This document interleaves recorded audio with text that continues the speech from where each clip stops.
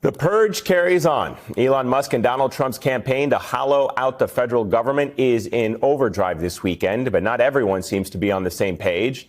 After Musk's ultimatum saying in a post on X that federal employees must respond to an email justifying their jobs or else resign, leaders at several agencies have instructed their employees not to respond. Even FBI Director Kash Patel, a true Trump loyalist, told his team to pause any responses to Musk's email, saying the FBI will review the work of its employees using its own procedures. Well, folks, fingers crossed, but we might be finally seeing the second salvo in the ongoing MAGA civil war as Shadow President Elon Musk attempts to usurp greater, more direct federal authority by demanding that every federal employee justify the existence of their jobs to him.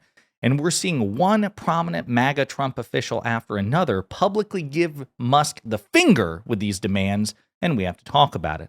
But before we do, if you end up liking this video and you want to support the channel, please be sure to hit the like, subscribe, and alert bells before you go.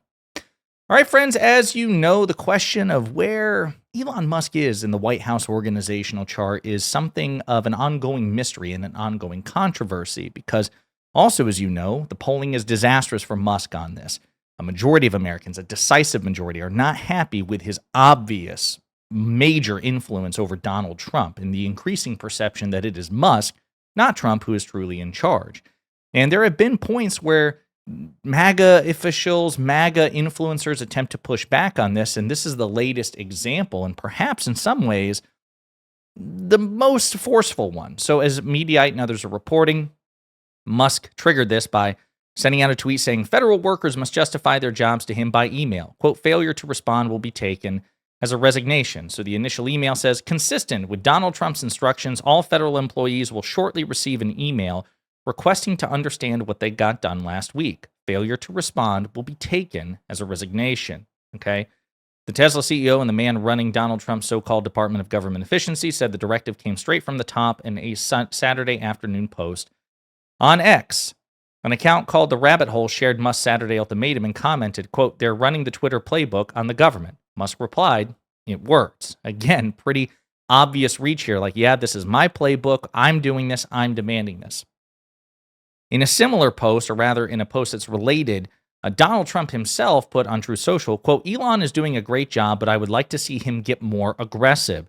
Remember, we have a country to save, but ultimately to make America greater than ever before. MAGA. So this seems to be an aggressive step by Musk, okay? Then you have the follow-up. Top Trump officials, including FBI Director Kash Patel, instruct their employees to blow off Elon Musk's email demand to justify their jobs or resign. Top officials of Donald Trump's administration, including newly confirmed FBI Director Kash Patel, are instructing their employees to not respond to an email sent late Saturday from the Office of Personnel Management, which asked them to justify their jobs. Trump senior advisor Elon Musk has warned that failure to respond will be considered a resignation. Please reply to this email with approximately 5 bullets of what you accomplished last week. Please do not send any classified information, links, or attachments. In advance of the email, Musk, who Trump has identified as being in charge of Doge, in contrast to what his own White House has said in legal filings, posted on X that there would be dire consequences for those who ignore the request. In an email obtained by NBC's Ken Dilanian, Patel instructed the FBI employees now under his charge to not respond to the email despite the ultimatum. And that's what Iman on the MSNBC clip that I played, he read that off. CBS's Margaret Brennan and others have posted similar guidance from leaders of other federal agencies, instructing their employees not to respond to the OPM email. Unions representing federal workers are reportedly furious with Musk over the email demand, which gives workers until Monday at 11:59 p.m. to respond. Quote, it is cruel and disrespectful to hundreds of thousands of veterans who are wearing their second uniform in the civil service to be forced to justify their job duties to this out-of-touch, privileged, unelected billionaire who has never performed one single hour of honest public service in his life, Everett Kelly, national president of the American Federation of Government Employees, told CNN. One of those other agencies was the Department of Defense. That's a cabinet-level department. Defense Department burns Elon Musk with defiant statement on X, telling employees to ignore his email demand to justify their jobs. Let's see. But multiple Trump cabinet picks and other appointees have instructed those to report to them to ignore the email or provide only limited responses. And again, the Defense Department. Here we go. The Department of Defense can be counted among this group, tweeting a statement on X, Musk's own platform, with a statement that was captioned Defense Department Statement on OPM Mail Guidance. DoD personnel may have received an email from OPM requesting information. The Department of Defense is responsible for reviewing the performance of its personnel and will conduct any review in accordance with its own procedures. When and if required, the department will coordinate responses to the email you've received from OPM. For now, please pause any response to the OPM email titled, "What did you do last week?" Oof. So Ron Filipowski of Midas Touch responded to an email or quote tweeted a screenshot of a tweet from Elon Musk. Quote, "Those who do not take this email seriously will soon be furthering their career elsewhere." That's from Elon Musk. Filipowski says this post comes long after half of Trump's cabinet instructed their employees to not respond to the email. So who will they work for? And again, it goes into the FBI's rejection of this. Musk tried to justify this. He said, "The reason this matters is that a significant number of people who are supposed to be working for the government are doing so little work that they're not checking their email at all. In some cases, we believe non-existent people or the identities of dead people are being used to collect paychecks. In other words, there is outright fraud." Again, no substantiation of that claim, no evidence to support it whatsoever. Just saying, you know what? I think people who are on the government payroll are probably dead. Ridiculous. NIH, for contrast, is urging folks to hold off for now. That's the National Institutes for Health. DOD, of course, weighed in on this. RFK Jr., as the new Secretary of Health and Human Services, initially urged staff to respond to Elon's email and then backtracked on it. HHS backtracks on the Elon email. Now they say don't respond.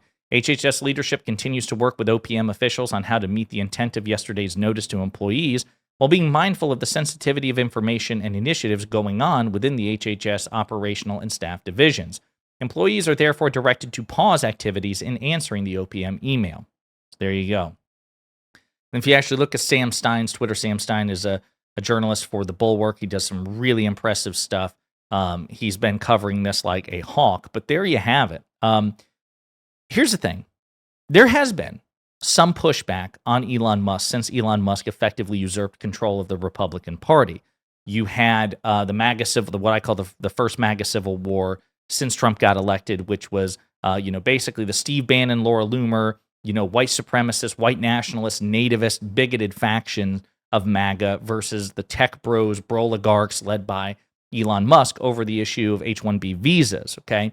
And Elon Musk ultimately emerged victorious because even though, you would think Trump would try to appeal to his base, he already had their votes. He got their votes. He won the election, so he doesn't need them as much. What he does need is Elon Musk, the world's richest man, somebody who has a cult of personality comparable to Trump's own, and somebody who is legitimately in the sphere of, public opinion, public influence, a serious threat and liability to Trump.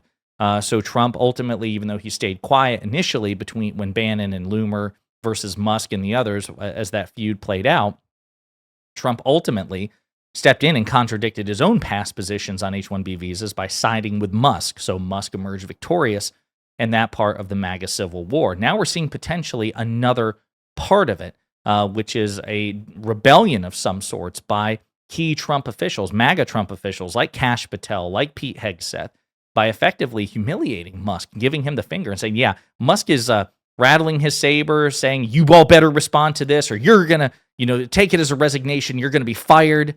Just ignore him. Just ignore what he says. The fact that they're doing that in public, the fact that they're, effectively undermining Musk in this way is a real shot across the bow. And the only question is, will Musk take it personally? Will this result in a second MAGA civil war? And if that happens, where will Trump come down? Because so far he's been backing Musk, again, increasing that perception that Musk is the true power behind the throne. But will that be the case in this MAGA civil war? Should it occur?